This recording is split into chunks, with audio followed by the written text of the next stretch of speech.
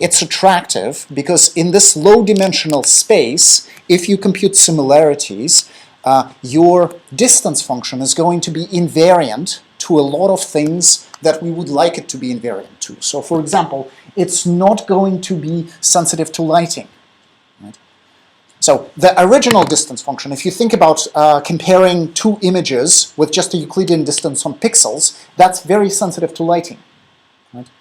You photograph the same object in the light and in the dark, and the distance is going to be huge because all the pixels are all that much brighter.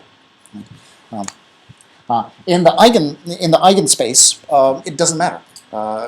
Lighting intensity is factored out in the first step when you're subtracting the mean. So it also turns out to be insensitive to lots of other things. Like it can forgive slight changes in facial expressions. So if the guy's smiling or frowning, it's going to be forgiving of that. Orientation, he's going to turn his head or lift his head. It's slightly forgiving of that as well. So what you get here is you get sort of nearest neighbors.